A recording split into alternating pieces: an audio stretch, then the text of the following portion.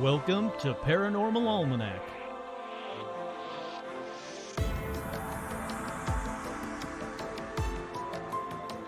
With your host, Kurt Sandvig.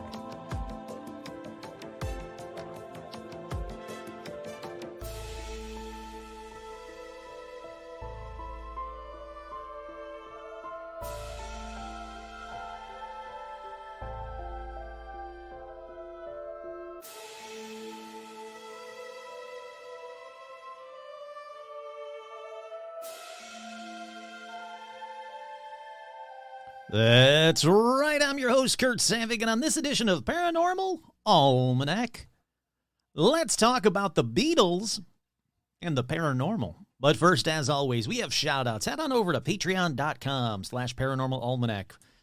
We have shout-outs going out to the following: Ann, Stephen, Jane Ann, Jennifer, Heather G, Zuzu's What's It, Paula, Rick, Nico Share in the Mouse, Paul, Mark Tortuga, Hannah Bood, Mike from Jersey, Jay Bizzle, Andy, Tracy, Virginia, Tony, Jason, Vicky, Crow, Clay, Buzz, Lobita Works, Glacier Maine, Isabel, Jen, Stacy, Amber, Sandy, Kelly Joe, Menace the Beast, Kick-Ass Magic Robot Webcomic, which you really should check out, Kick-Ass Magic Robot Webcomic. It is very cool. Sandy Page, Kosh, Sean, Andrew Scott, A, Andrea, Melody, Vicky, Vanessa, Marisol, Liam, Roger, Alicia, Becca, Jake, and the Beasties. Elizabeth, Voidtech, Sherry, Art Muffin, Trudy, Tim, Kenneth, Ricardo, Ian, Alexander, George, Seth, Zozo the Demon, Hayden, Cindy, Ashley, Carrie, Robin, Will, Lauren, Russell, Isabel, Audra, Dorian, Cindy, Bob, Stacy, Jerry, Lindsay, Hahn, Megan, Jeff T, Suzanne, Joe, Lawrence, Strawn, Veronica, Autumn, J. Mark Manning, Carolyn, Martin, Jade, Nanashi, Chuck, Todd, Jamie, and Elijah Hendrickson, Dan, Laura Pitts, and Gamer Fan. With two special shout-outs, as always, to Joe Teague and to Stitch. All right, I want to keep this thing going here. It's starting to really rain outside, so I want to get as much done as I can before you guys can't hear me over the rain. So let's go right on into paranormal news.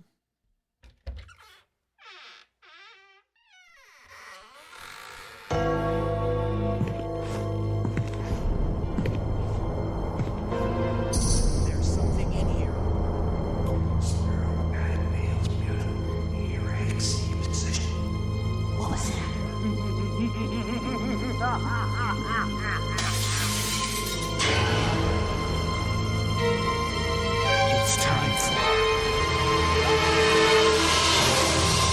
Paranormal News. Yes, indeed it is. The biggest big story this week has got to be the details of the Pentagon's UFO report. It was released by the U.S. government. Boy, howdy. Alrighty, so the Office of the Director of National Intelligence released a new report about UFO sightings in the United States. The U.S. government received over 350 UFO sightings since March 2021. Half of them remain unexplained. I'm just going to go through briefly the headlines for these because it is just insane how many news articles, were written about it. The Pentagon got hundreds of new reports of UFOs in 2022, a government report says. Within the batch of sightings, the All-Domain Anomaly Resolution Office and the Office of the Director of National Intelligence say they're focusing on some 171 cases, including some in which objects appear to have demonstrated unusual flight characteristics or performance capabilities and require further analysis. Let's see. Spy agencies report hundreds more UFO sightings since 2021. You keep going. If you type in the UFO in the news alone, it's just article after article after article. If my computer would stop freezing up, that would be fantastic. Reports rise to 510, not aliens, but still a threat to U.S. UFO report includes hundreds more sightings. Pentagon's released its long-awaited 2022 UFO report. Nevermind says the U.S. government's UFO hunters. Spy agencies report hundreds more sightings. New UFO report shows hundreds more incidents than previously thought. Report categorizes many UFO sightings as drones, trash, or birds. All from a day ago.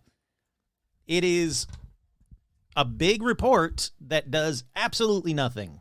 In my opinion, it's a total bullshit report. They know that they have 171 cases that do not fit drones or birds or whatever the other trash, airborne trash bullshit is in there. And they go, well, we don't know what it is, and that's the end of the report. No, this whole point of this report is supposed to be to get us to the bottom of this. They are going to spend the money and spend the time and tell the American people, or tell the people of the world, really, what is happening with UFOs. And that is not what is happening with these reports. These reports, if anything, are being more and more vague every report. It's not too shocking, but it does really kind of bum me out because this was supposed to be disclosure. This was supposed to be it. They've determined that the world can handle if the governments come out and say, yep, there are UFOs, yep, they're aliens, yep, they are visiting us. The world can handle it. It's not going to crumble like it would have in the 50s or the 40s or even the 60s because of the religious implications. No, we're supposed to be, and I put supposed to be in big enough quotes, we're supposed to be intelligent enough to be able to handle the truth, yet every article that comes out from these reports, every update that comes out from these reports is more and more bullshit, sadly. All right, this next story in paranormal news answers the age-old question, are there Bigfoot on the moon? And I know you're immediately going, no, of course not. That's fucking dumb. Well, you're not wrong, but here's the news story. One small step for man, one giant step for Bigfoot. Fremont artist Sasquatch sculpture to be archived on the moon. That's right. Dan Chudzinski's sculpture titled Evasive Species will be archived on microfilm in a time capsule and sent to the moon as part of the Lunar Codex project. That is cool. He's a Northwest Ohio artist and sculptor. He began his larger-than-life rendition of the classic monster, well, he's not really a monster, Bigfoot, during COVID-19 lockdown in 2020, when the Norman Rockwell Museum in Massachusetts tasked him with creating the art piece for an exhibit. The challenge was, can I do something in high-resolution, hyper-realistic detail that when you approach it in a gallery, it still makes the hair on the back of your neck stand up? Initially, he wanted to create a 10-foot-tall Sasquatch sculpture, but later settled on just creating the creature's busts, which it's an incredible-looking thing. You got to look it up. I'm going to put it on the Facebook fan page as well, but I mean, it is absolutely amazing work. Really is. It won a top honor at the 16th International Art Renewal Center Salon Competition, and the photograph is a record. It carries information. It carries memories. So to have one of those on the moon, who knows who's going to see it in subsequent decades, years, or even centuries. Very cool, but make sure you clearly put it in as many languages as you can, like, this isn't real, this was a sculpture, don't worry if you come down to Earth, there's not going to be some evil-looking, because it really is an evil-looking Sasquatch ready to rip your face off. But very cool, so Sasquatch on the moon. It's about time. They do say, I will say, though, that they do say that the scientists say that there probably are dinosaur bones on the moon from when the meteorite hit and, kind of wiped out the dinosaurs. All of that impact, from the impact crater would have went up in and possibly landed on the moon. So there's a good chance there's dinosaur bones on the moon, so that's cool. Already up next in paranormal news, another Olympic Sasquatch captured on camera along Ho River. Captured on camera, not on footprint. Another Olympic Sasquatch captured on camera along Ho River, H-O-H River. Let's see. It was taken about 1.5 years ago, but it was just been released. He was fishing, and it was on the other side of the river. I myself have seen it, also have heard it talking and howling. Had a tree knock in October this year after shooting my 10-22. I knocked back, then felt it best to leave. Talking sounds like gibberish or better explanation of water running over a culvert. As soon as I made noise, it stopped. I just rolled a dough in a can. I just rolled a dough in a can? What the hell does that mean? I just rolled a dough in a can. I don't know. I don't care. But I want to see this actual video. So let's click play. Photo posted to an RMSO media site by a gentleman named Ron. Okay. He states, Thank you, Ron. A friend sent this to me from the Ho River in the peninsula of Washington. Uh-huh. I've had several encounters myself, including a sighting crossing the road in Ashford, Washington. RMSO asks, Hi, Ron. Hi, Ron. Do you know when this photo was taken? What is your friend's story behind obtaining this this video. photo? It's only a photo? Ron continues. It was taken over a year ago. Well, he was fishing, right, and it was on the other side of the river. Yeah. I don't need to have you do that if it's just a photo. All right, let me look at the photo. You know what it looks like to me? And I'm fairly confident that's exactly what it'll turn out to be. If you look up Bigfoot statue or Bigfoot garden statue, there's only one thing that comes up. And I'm going to do it right now while I'm talking. Bigfoot garden statue. Well, I mean, there might be more than one thing, but the big thing is yeah, it's exactly it. So the Bigfoot garden statue that you can buy on like 19 different places, that's what this photo is. That's 100% what this photo is. I'm not even doubting that's what this photo is. So, Ron, you're a liar, and it's bullshit. And 2, you couldn't do better than the Bigfoot garden statue? Nope, I'm calling bullshit on that one. In that case, let's move on to video. Flying saucer photographed over erupting volcano in Mexico? Interesting. They say that an intriguing image of an erupting volcano in Mexico shows what appears to be a UFO hovering over the scene. All right, let's watch this one, and it better not be just a photo of a Bigfoot garden statue. Es un objeto volador no identificado, o sea, un ovni. En la imagen se puede ver el volcán Popocatépetl, a un lado es la luna que luce muy brillante y justo. Okay. Why do you have to do videos of just a photo? Just post the damn photo. It's a blurry bird. Dumb. Moving on. All right, that about does it for paranormal news. Let's get right on into this kook-kook-a-joob.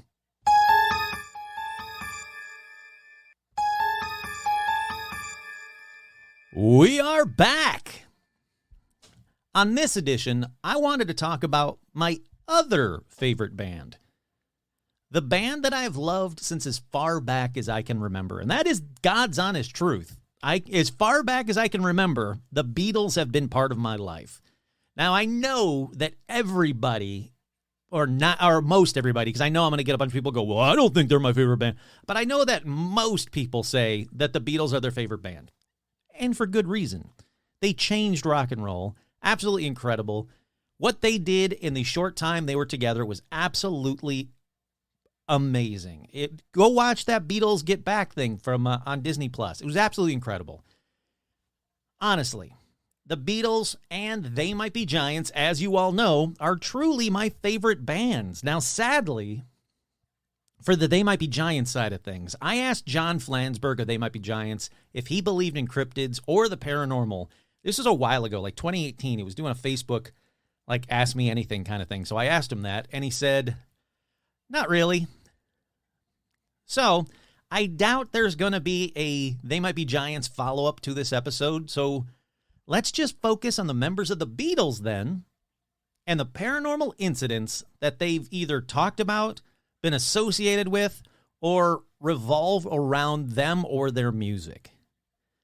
Now, this was a very hard episode for me to do because I wanted to do it chronologically, and I think, I did it chronologically. But if I do kind of bounce around the Beatles timeline just a bit, just go with it, is what I'm saying. Like, I think I did it. So let's just start back. Let's go back to the very, very beginning of the Beatles. To the Cavern Club, where arguably the Beatles came to be. And if you don't know what the Cavern Club is, look, I can't do a whole episode on like Beatles history. There's a billion podcasts that do that, but just go with me. The beginning of the Beatles, there's a place called the Cavern Club. Now, let me just preface this that the Cavern Club stories, they come with a huge grain of salt. Not just one, multiple huge grains of salt. There is no proof whatsoever that these stories are true, but they do seem to have all been told for a very long time, so they're not like modern creepypasta, but since they are basically just kind of ghost stories that have been told and told and told again, grain of salt it. It's part of the Beatles' past, so let's just start at the Cavern Club. We're going to start with Tom Sleeman's Tales. He was the manager of the Cavern Club during the 1950s, and he claimed that the ladies' toilets were haunted by a ghost. Not only that, but that guests have reported sightings of the devil himself in the Cavern Club. That's right. There's some theories. I don't buy into it all, but there are some theories that the Cavern Club was built upon an underground temple. Why?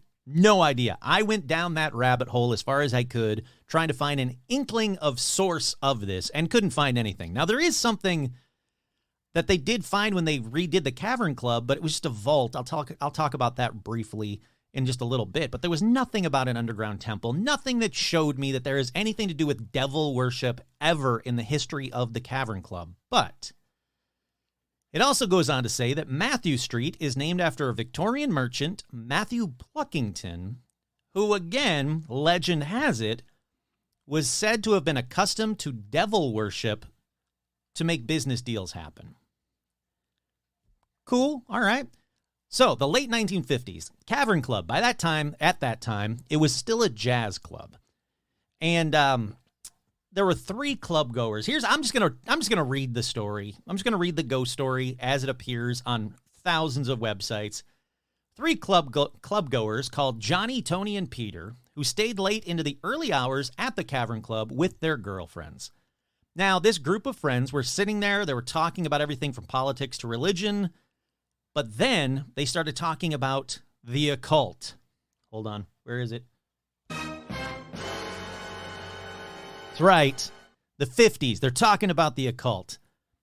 Rita, no idea who Rita is because they said there were only 3. Oh, with their girlfriends. I get it. So Johnny, Tony, and Peter with their girlfriends. One of the girlfriends, Rita, pointed out that the Cavern Club's toilets were supposedly haunted. Peter said, nah, it's just a gimmick. It's just a publicity trick, whatever. Overhearing one of Peter's remarks, the management or one of the staff said that the ghost had been seen recently, freaking them all out. So they're all talking ghost stories, and is the Cavern Club haunted and spooky? And we're talking about a cult. So they decide to do a quote-unquote torchlit seance. Tony, it said, lit up a cigarette, sat at another table. He was like, I'm not fucking around with the dark stuff. Nope, screw you guys. But around the table, Johnny said, how they know this, I have no idea because it was in the 50s and there was no one like writing everything he said down. But the ghost story says that Johnny says, "O Lord of darkness, I invite you into the cavern. Give us a sign so we may believe." They said that soon after, a tall shadow appeared in the darkened room and a man dressed in black showed up, just kind of emerged out of nowhere. Now, it said that the girls weren't afraid of the man because he had dark eyes, a very attractive face, sexy man, sexy devil man. Tony, who was away from the group, said that he had noticed the man appear from the toilets and was like, nope, that dude's evil. He just came out of the girls' toilets, girls' haunted toilets. What's he doing in there? Nope, no thank you. So they go on, the story goes on to say that the man said that his name was Lucifer, but of course it was. Scaring Rita. The man declared, if you believe in God, you must believe in me too, unless you're an atheist, of course. Whoever was writing everything down, good on you, because you got who got scared, when it happened, what they said. Peter was asked to give the devil his soul. Peter said, all right, take it then. Which, if you take one thing away from this episode, if a guy with black eyes comes out of a haunted girl's toilet at a club, especially a jazz club, and says, give me your soul, you don't just go, all right, take it then. Get something for it. Get a fiddle of gold at least. So the figure reached out, clutched the air. The torch began to fade, and the cavern club was filled with darkness. So Tony goes, nope, enough of this crap, and banishes Lucifer in the name of Jesus Christ. However, a voice whispered, I'll be back for you one day, and your God won't be able to save you. The lights came back on. Peter was slumped on the table, seemingly drunk. Upon returning home, this is the best part of this. Upon returning home to Smithdown Lane, the group noticed that Peter wasn't breathing. Okay, so the lights come back on, devil guy's gone, and you go, well, let's get the fuck out of here. Peter gave his soul away to that devil dude that came out of the haunted girl's toilet. Let's go. And what? They just Weekend at Bernie's Peter all the way home? It wasn't until they were home they went, hey, we should probably, oh God, Peter's not breathing here. Holy shit, he's dead. So yeah, they call whatever 999 or 0118. What is it? 0118997842. Whatever that is, the thing that you have to call in England to get, paramedics to help you. They call that. Paramedics show up and they go, yeah, he's dead. They took him to a Royal Hospital, declared dead. Even though his body was found fit and well, the only conclusion was that he died of natural causes. Of course, the group of friends believed the sinister seance was the cause of it all. Yeah. So, I don't buy any of that ghost story bullshit part with the devil, but there are a lot, and I mean a lot of stories about the women's bathroom at the Cavern Club being haunted by a ghost. So that part, all right, cool. I'll say possibility on that one. And then that thing I was talking about earlier, there was a waterlogged vault, 120 feet long, 70 feet wide, about 9 feet in depth, that was discovered directly beneath the stage where the Beatles had played at the Cavern Club when it was excavated in 1982. The purpose of this vault has never been determined. That's weird. That's really weird. I don't know what to think of that. Then, another ghost story, grain of salt one that I don't really understand why they keep talking about JFK, but I'm just going to read it to you again. Another ghostly tale happened in November 1963, possibly just before the day JFK was assassinated. That's when a promoter and a businessman were at the Cavern Club. His name was Jimmy Tarbuck. He had done a stand-up comedy routine there. He had been supported by a group known as Vic and the Spider-Men.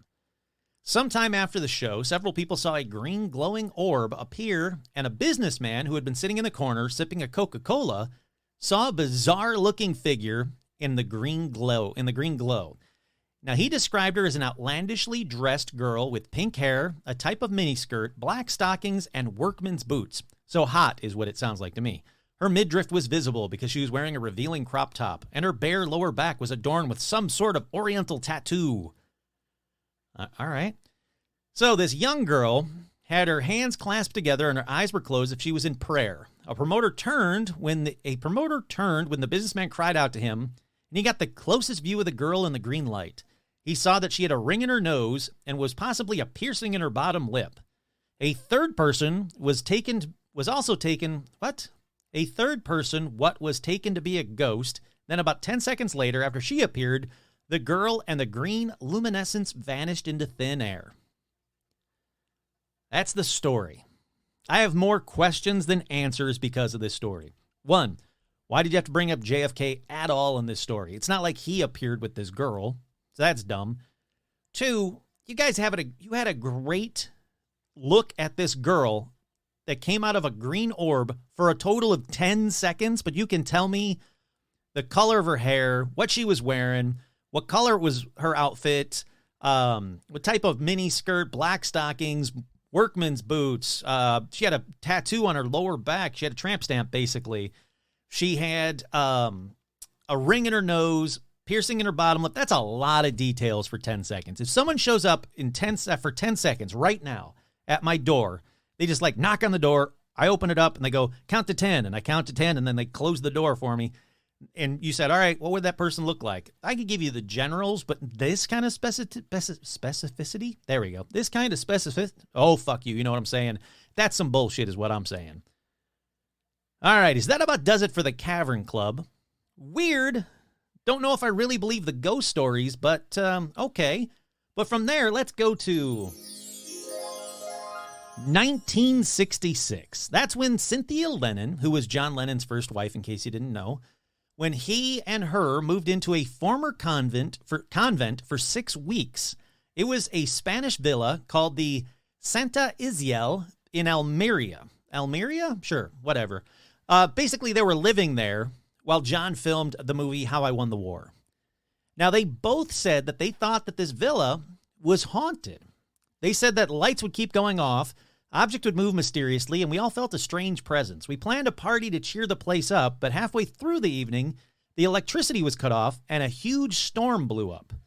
Now, Ringo Starr also stayed at the villa with the Lennons while John was filming.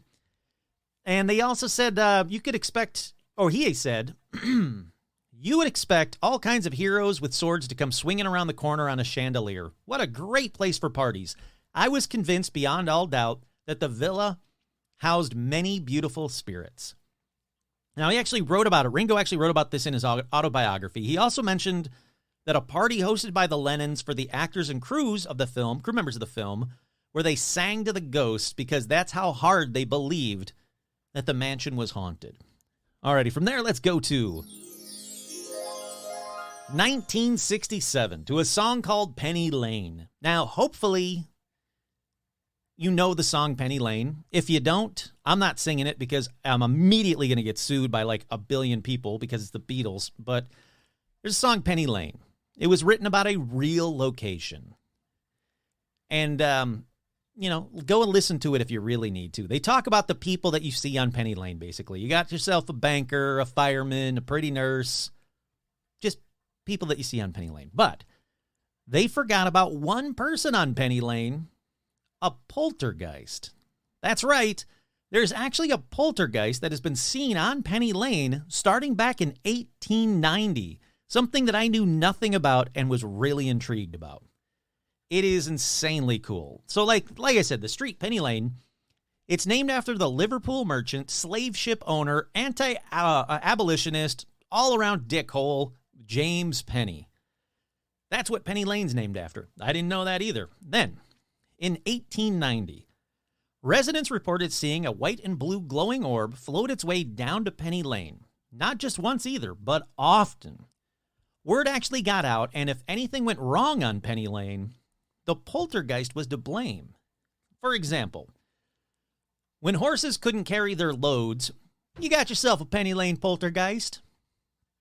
That's right, an open carriage heading for Elm Hall shuddered, and as much as the horses tried, they could not pull the Lando up Penny Lane for a full half hour. The people there said that the wheels of the carriage seemed locked, and for 30 minutes, even with the horses pulling all their might, they couldn't get the carriage to move, and then instantly it just started rolling like everything was fine again. Or, when the beer went strangely sour, you got yourself a Penny Lane poltergeist. All right, enough of that before some Jeff Dunham puppet serves me papers. Look, basically what I'm saying is anything that happened in the 1890s, early 1900s on Penny Lane, they blamed this poltergeist, and a lot of weird things kept happening again and again and again. Then we move forward, still on Penny Lane, to the 1930s, and that's when the paranormal activity was mainly focused on one location, number 44. That's where residents and neighbors reported hearing loud thumps and floorboards would shake violently. It got so bad that the family fled from the house. The family that lived there actually just bolted out one night and left, which, by the way, is the correct thing to do if you've got a insanely haunted house that's scaring the shit out of you so badly where the floorboards would shake violently. Just leave. There's got to be other places. Leave your shit behind and just go. Fun fact, I looked into it. I wanted to see what number 44 was now. It's a place that rents apartments. Unfortunately, they have not gotten back to my email if the place is still haunted or not. So if I hear from them, I'll update you on a future episode. From there, though, we go to World War II, still in Penny Lane. The poltergeist fell quiet. My guess is because people had bigger things to worry about than orbs and banging noises that were happening in Penny Lane. There was like bombing and shit going on. But in 1955, the poltergeist, I'll just say, came back with a vengeance. It was no longer just an orb. Now, it was a ghost blonde girl. I guess I shouldn't say came back with a vengeance because she really wasn't doing too much, but you'll hear. This ghost blonde girl was always seen in the upper floor of, yep, you guessed it, number 44 Penny Lane, brushing her hair. So not came back with a vengeance. That was mean. She just came back and everybody's like, holy shit, ghost girl. Here's a grain of salt story about her. In 1955, the house had been rebuilt from the damage it took in World War II and was the premises of William G. Penny, greengrocer, and as far as anyone knew or he knew, there was no blonde girl living at the address. Mrs. Hale was returning from Timothy White's chemist at 41 Penny Lane when she said she saw a girl about 13 at upstairs window of number 44 across the road combing her long blonde hair. Seconds later, the girl vanishes. Days later, at Bob Tuna's butcher shop, Mrs. Edith McKay was buying corned beef when her sister-in-law rushed in and said a crowd of people were outside Crow's baker shop. The two women went across Penny Lane to see what the matter was and saw that everyone was looking up at, number 44, upstairs, a girl with long blonde hair was staring out the window of the baker shop. Once again, Ghost Girl vanishes into thin air in front of dozens of onlookers, and it just keeps going. That night, something walked heavily across the slate roofs of Penny Lane, startling the people that lived in all of those little places. The unknown walker stopped on the roof of George Long's, L-E-O-N-G, Long's Laundry at number 117 and vanished with a loud bang. Then the poltergeist goes quiet until January of 1971. At this time, number 44 was a printing shop called Zerolith. And when printers Shackman and Hampton came into work one morning, there was a bunch of angry neighbors that were complaining about the loud machinery that had been left on all night long. So the guys were like really confused because they didn't leave anything on. They checked all the machines were off. And they went, I don't know what you're talking about, and kind of went about their business. But it happened a few more times. And that's when they knew something was going on. So what they did was they stayed the night at the print shop.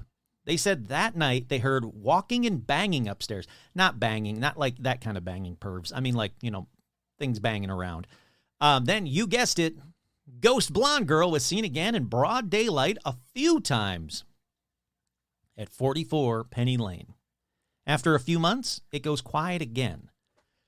So it seems to me like we have a 16-year interval for the paranormal activity. But here's the thing. I couldn't find any records of paranormal activity in 1971, 87, 2003, 2019. So is she gone for good, or is people just not, are people just not freaked out about seeing some blonde girl up in a window combing her hair? My guess, it's the latter. Because if I was walking down Penny Lane, which I would like to, that sounds fucking cool. I want to go down Penny Lane. Now look, I want to go to Abbey Road, all the places the Beatles were at.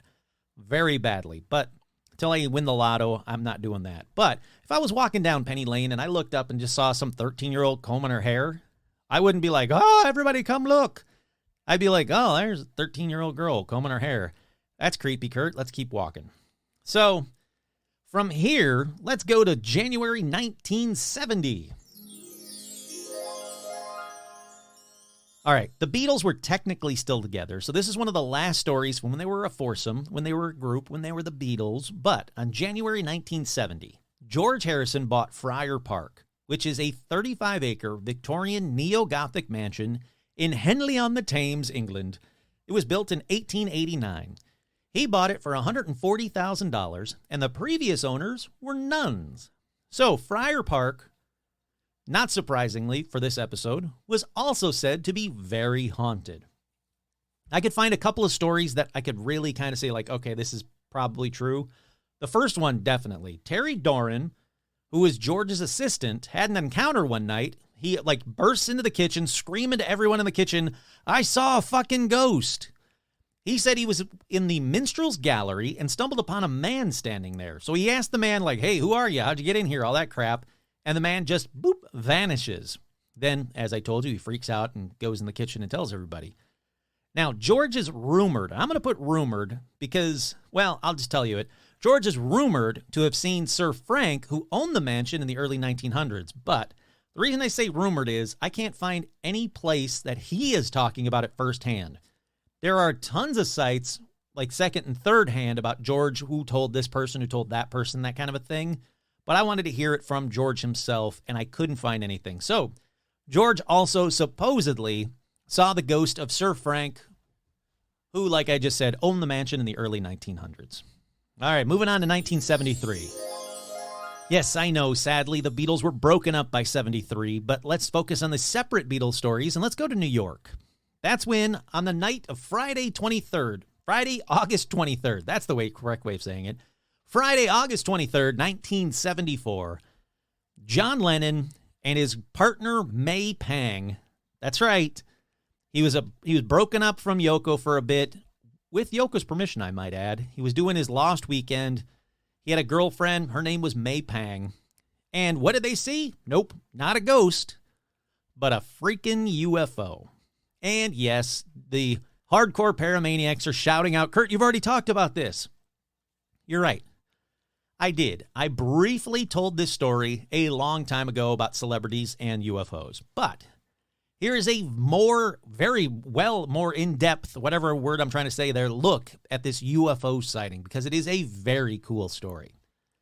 Alrighty, so John Lennon and May Pang were living at their apartment at Penthouse Tower B, or the Southgate Complex at 434 East 52nd Street in New York, New York.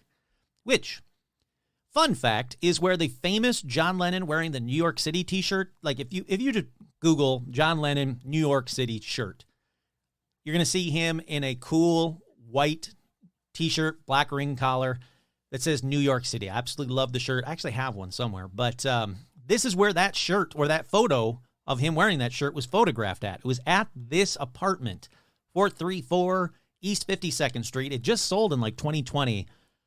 I forget how much it was. It wasn't too much. I mean, it's a lot more than I can ever afford, but it was like $6 million or something like that. And it's an absolutely gorgeous apartment. The views were absolutely incredible. So I can see why John was out on the balcony just enjoying the view. But John Lennon and May Pang moved into the Sutton Place apartment in early July of 1974. He was working on walls and bridges at the record plant in New York. Why am I telling you this? Well, because John Lennon actually included the following words on the opening page of the album's lyrics booklet. On the 23rd of August, 1974 at 9 o'clock, I saw a UFO. That is from John himself in the Walls and Bridges lyrics booklet. Now, John said that he was out on his balcony, completely sober, when he saw a silent moving UFO. Upon seeing the UFO, John screams for May Pang, who was in the shower. Now, here's her account of it. There's going to be a lot of, accounts of this, so here's the first one from May Pang. She said, I had just stepped out of the shower one Friday night towards the end of August when I heard John said, Feng Yi, come here. In a minute, I called back. Now, Feng Yi, now, he screamed. He sounded panic-stricken, so I ran into the living room, and I could see him standing naked on the terrace, and I ran out and stood beside him. What's the matter, I asked. Look up there, he pointed to the sky. Tell me what you see. I'm not going to do a John Lennon impression.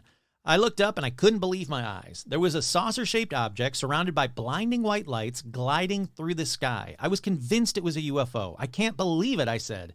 You're seeing exactly what I see. I can't believe it, she repeated. I was astonished, then I began to laugh. What are you laughing at, John said. Suppose it's looking at us. Maybe they think that everyone who lives on the east side wanders around naked on their terrace on Friday evenings. We look like Adam and Eve. She goes on to say that they watched the object gliding through the sky, then went inside, got our telescope, and studied it some more. I almost didn't call you, John said. I was afraid you wouldn't believe me. I thought you'd say, what is John on? I didn't think anyone would believe me. It was shaped like a flattened cone, and on top was a large, brilliant red light, not pulsating as any of the aircraft we see heading for a landing at Newark Airport. When it came a little closer, we could make out a row of circle white lights that ran around the entire rim of the craft. These were also flashing on and off. There were so many of these lights that it was dazzling to the mind. We went to the phone and called Harold Cedar and Elliot Mintz to tell them about the UFO. Harold was skeptical. Elliot, of course, was not. John spoke to Bob Gruen, a photographer who did a lot of work for him, and asked Gruen to come over and get on the phone to find out if anyone had seen the UFO. So Bob Gruen made a few calls and learned that there had been reports made both to the local police station as well as to the newspapers. We couldn't stop talking about the UFO. I never believed this stuff before. Now I've seen it, and I do believe it. It was real enough, said John. When Yoko called, because, again, they were still in communication, John told her about the UFO. What did she say? I asked when he got off the phone. John said she was upset because she hadn't seen it. Yoko actually called back 2 or 3 times to complain about being left out. In bed that night, we continued to talk about it. Just before he fell asleep, John said softly, I wish it had taken us both away. Here's another interview with her. The famous UFO incident mentioned in the liner notes of Wall and Bridges.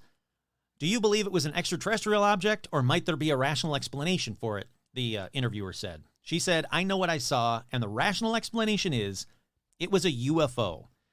There's UFOs over New York, as the song goes, and I saw another one in the early 80s, and I know other people did too. Did nobody else in New York see it? It seems astonishing to think that an unidentified flying object going down East 52nd Street could remain unseen by anyone else. She says, yes, that event had about 400 reported sightings, I believe. The interviewer asked, did John really call out to the UFO in hopes it might take him away? She says he didn't call out to it. He said later he wished he had taken us with it. However, I doubt we'd have been that enthusiastic to go along had the opportunity actually presented itself. She said that she attempted to photograph the object, but the images came out blank when the film was developed. She said, I was so freaked out about it. John was just taking it all in.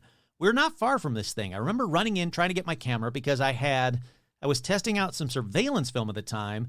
It was moving slowly. At times it would just sort of hover. There was no noise. I could hear the streets below, but the thing was directly above my head, had no noise, nothing. We watched it go sideways around the corner. It kept going up and up further into the sky, and it hovered over the Waterside Towers on 23rd Street. It sat there for a good few minutes, and it started to move, and he thought it was heading towards Brooklyn. When it got to the bridge down there, I think it was probably the Williamsburg Bridge, it just sort of stayed there for a second, and then I watched it go straight up, and it was gone. John was calm, and I was a lunatic. We said, who should we call? I think we called Elliot Mintz first. The first thing John said after told him the story was, could I speak to May? Did May see this? And then we called Bob Gruen, and he made a couple of calls and took my film. On my roll of film, you could see the sprockets were flared where the film had gone through. My whole roll of film, everything I had on it looked like it was overexposed. It was completely blank. John made a sketch of it. He wanted to put it down, so he grabbed a pen, and he took 8x10 envelope, and he just drew what he thought he saw. My God, if I won the lotto, I would find that John Lennon drawing of a UFO, and I would buy that in a heartbeat. So that's the May Pang interviews about it. Now, John did do an interview about it, but he interviewed himself. It was for the November 1974 issue of Andy Warhol's Interview magazine. Now, the piece was called Interview/Interview with by on John Lennon and or Dr. Winston O'Boogie, which is what John called himself. And John had a flair. If you've never read John Lennon's any of his books or poems, he has a flair for being really kind of wacky with his wording. But it says, if you look too closely at the Wonderful Walls and Bridges Out Now album package, you'll notice a little notice saying, I saw a UFO. Why don't you ask me about that? Then John said to John, oh, I hadn't noticed. Did you really? Were you drunk, high, having a primal? John, no, actually I was very straight. I was lying naked on my bed when I had this urge. John, the other John, don't we all? John, so I went to the window, just dreaming around in my usual poetic frame of mind. To cut a long story short here, as I turned my head, hovering over the next building, no more than 100 feet away, was this thing, with ordinary electric light bulbs flashing on and off around the bottom, one non-blinking red light on the top. What the Nixon is that, I says to myself, for no one else was there. Is it a helicopter? No, it makes no noise. Ah, then it must be a balloon, frantically trying to rationalize it in my all-too-human way. But no, balloons don't look like that, nor do they fly so low. Yes, folks, it was flying. Very slow, about 30 miles per hour. I repeat, below most rooftops. Higher than the old building, lower than the new. All the time it was there, I never took my eyes off of it, but I did scream to a friend who was in the other room, come and look at this, etc., etc. My friend came running and bore witness with me. Nobody else was around. We tried to take pictures. Shit on my Polaroid, it was a bust. With a straight camera, we gave the film to Bob Gruen to develop. He brought back a blank film. Said it looked like it had been through the radar at customs. Well, it stayed around for a bit, then it sailed off. Interviewer John says, did you check to see? Yeah, the next day, Bob Gruen rang the Daily News, Times, police, see if anyone else had reported anything. People and groups said they saw something. Anyway, I know what I saw. Let's see. John Lennon also told another magazine he tried to take pictures of the UFO with both a Polaroid and a regular camera, but the film came out blank. Anyhow, so hopefully you know this, but John even mentioned the UFO incident in his song, Nobody Told Me. Now, it was recorded during the Double Fantasy sessions in 1980. It was released on the album Milk and Honey, posthumous album. The song has this phrase in it. It says, there's a UFO over New York, and I ain't too surprised. Alrighty, let's stay on John for a bit. Let's talk about his other place in New York. The one, the only, the Dakota Building. Absolutely beautiful building. It is incredible. I was lucky enough when I went to New York to get a photo of like me looking up at the Dakota. Our friend took a photo of me looking up at the Dakota. just in absolute awe, and of the Dakota itself. It's a beautiful building. It's located on the corner of Central Park West and 72nd Street in New York. Like I said, it is absolutely just a gorgeous building. I've dreamt of living in it, or at the very least visiting it, since I was like 10. The Dakota was built in 1880, and it's had its fair share of the paranormal. A lot of paranormal activity happens in this gorgeous, gorgeous building. Painters working the building reporting seeing the ghost of a girl with long blonde hair, dressed in clothes from an earlier time, bouncing a ball in one of the building's hallways. Later, a woman who was waiting for a friend in the building's foyer, saw the same blonde girl go into what she thought at that time was a room, but later discovered it was only a closet and she was not in there. After the death of actress Judy Holliday, who lived at the Dakota, workers who were repairing her apartment felt like they were being watched, and several of them spotted the ghostly figure of a young man with the face of a small child. That's a creepy ghost. Several of the Dakota residents over the years have reported objects moving on their own. Frederick and Suzanne Weinstein reported hearing footsteps and other noises in their apartment while their dining room furniture and rugs slid around on their own. One day, when Mr. Weinstein was returning home, he saw the lights of a chandelier aglow in his living room, though their apartment had no chandelier. When he got upstairs, the light was gone, but he found bolts in the ceiling where a chandelier had once been installed that he had never noticed. Then, in the basement, a porter once summoned a tenant down there to show him that objects had been moving around on their own. While the men investigated, a heavy metal bar flew across the room and nearly struck the porter, landing at his feet. He reached down to pick it up, but found it weighed too much to lift. These reports go on and on and on and on. Repairmen, electricians, visitors, residents, anybody that goes down to the basement have reported seeing an apparition of a short man with a long nose and beard wearing wireframe glasses, a wig, and a frock coat. Some people think that the description matches Edward Clark, who actually built the Dakota but never lived to see it completed. Why the hell is he walking around with the wig on? That's weird. Other fun facts about the Dakota. It stood in for the Bramford in Roman Polanski's 1968 film Rosemary's Baby, which, if you don't know what that movie's about, I don't know. Should I spoil it? It's from 1968. Fuck it. It's about the devil baby. Then, when John Lennon lived there, he saw an apparition that he dubbed the Crying Lady Ghost in the hallways. While living there, Yoko Ono actually showed John Lennon a photo of her great-grandfather, and when he saw it, John Lennon said, "That's me in a former life," to which Yoko said, "Don't say that. He was assassinated." Yeah. Now we get to the shitty part of this episode. In case you didn't know it, John Lennon was brutally murdered in front of the Dakota. Sadly, horrifically, it changed the world of music forever, but his ghost has been seen at the Dakota a few times. Yoko Ono said that she encountered John Lennon's ghost at the Dakota.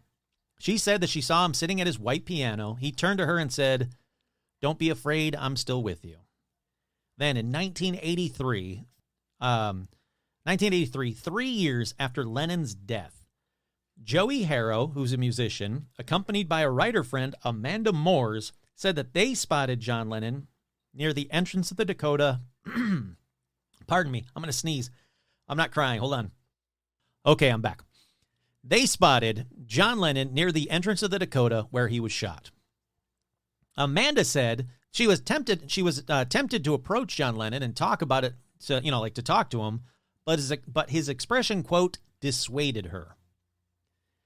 Let's see. Joey Harrow reported that when Lennon appeared, there was an eerie light surrounding him. Now, other witnesses have also seen John Lennon's ghost at the Dakota. Sometimes it's a full-formed, apparition like these two saw. Others say it's just a mist. A lot of people say that it's just a feeling. You get that feeling. I understand it's just a feeling. Sorry, I hate to burst everybody's bubble. But yes, when you go to the Dakota, if you're a Beatles fan, you get the feeling that John Lennon was there, is there, however you want to word it.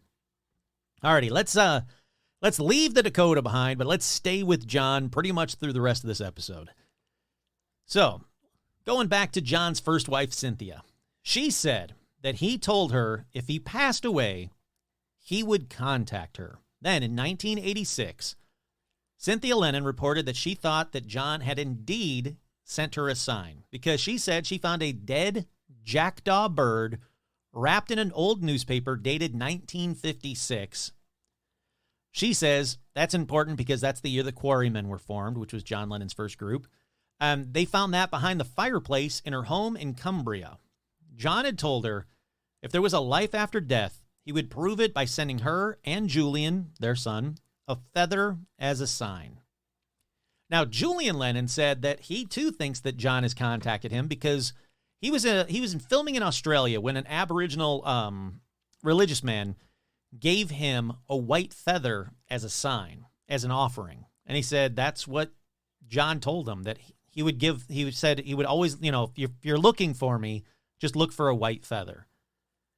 Then, Paul McCartney, who has got to be the one that is the least into the paranormal of any of the Beatles, says that he's had a few encounters with John Lennon's ghost. In fact, while I was writing this one, I actually found, and I can't find it again on Instagram, an interview with Paul McCartney. It looks like it's late 80s, mid-80s, late 80s, of Paul McCartney, and he's talking about, the interviewer must have asked him, do you ever think of John or something to that effect? And he says, I think of John Lennon all the time. He was, one of my closest friends. As he's saying that, this weird blue haze or light or whatever, the cameraman said blue fire, but it looks more like a haze, goes across the camera and then kind of slowly scrolls up past Paul McCartney. So the cameraman stops and says, hey, I'm sorry, but there was a blue flame that just came through. And Paul went, no, that was John, just letting you know that he's here. So he seems to have a good sense of humor about John visiting, but he seems to be like I said, he seems the most skeptical about the paranormal. But he does say he has had a few encounters with John Lennon's ghost. The biggest one, the coolest one, in 1995, when Paul McCartney, George Harrison, and Ringo Starr got back together for the Beatles anthology. They were singing John Lennon's song, Free as a Bird, and during a recording session, McCartney said he felt that John Lennon was in the studio with them. He said there was more than just a feeling. There were a lot of strange goings-on in the studios, noises that shouldn't have been, and equipment doing all manner of weird things. In another encounter, during a photo shoot for that single, the three surviving Beatles, George, Paul, and Ringo, were standing against a tree. They were about ready to take a photo when a white peacock wandered over from the neighboring farm. At the last minute, the white peacock comes out from behind the tree, and there's actually a very, very cool photo of the three Beatles with the white peacock. And Paul McCartney says that was the spirit of John hanging around as they wrapped the recording. He said to George Harrison and Ringo Starr, that's John. Spooky, eh? Then, after the recording, Paul, George, and Ringo were listening to the single's B-side, and he said, there's another funny thing that happened that we know it was John. Paul McCartney explained that they had put a backwards spoof recording, like the things that I do at the end of every episode, a backwards recording, at the end of the single for a laugh to kind of bug all of the Beatles fanatics that always are looking for there's meaning in this. There's, I get it. I get what they're saying with that. So they're like, all right, we'll put a little backwards masking at the end of this song. So they listen to they just grab something and they're listening to the finished single in the studio for the first time. And Paul McCartney says, it gets to the end and they hear, John Lennon. He says that is the only sample that he has heard the words John Lennon in, and they immediately said they knew it was John sending his approval. They immediately knew it. They just grabbed a random sample, flipped it backwards, and it just happened to say John Lennon. Now, I'm going to play this sample for you on this edition because I think it's short enough that I don't think I'll be in trouble. Here we go.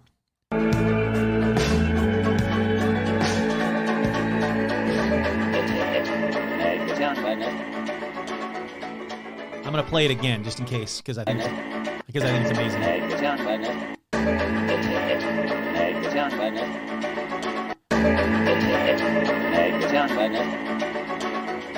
That's incredible. Now, I think, hopefully this is the correct one, where the guy actually flips it around backwards to show what it said.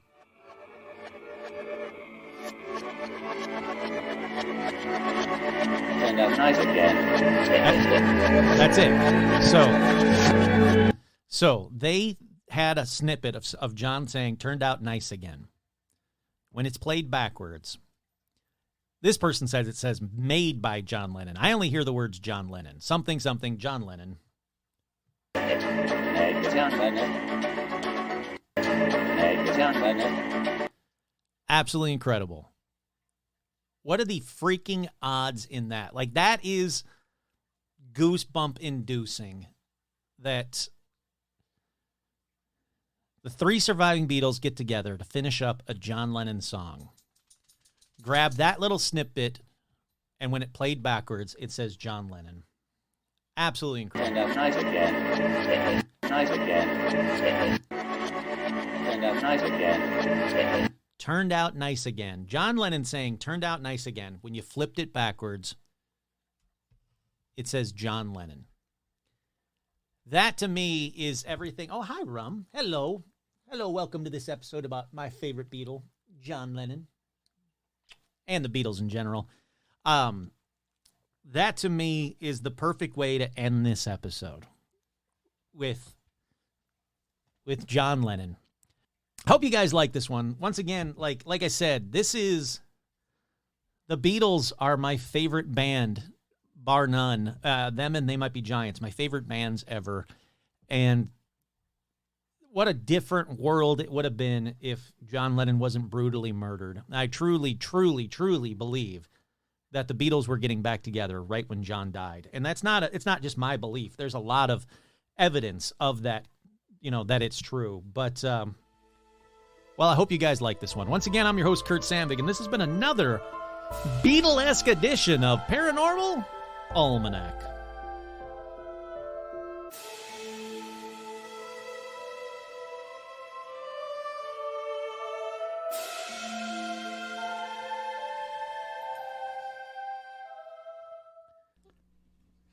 Nei, ikke si han der.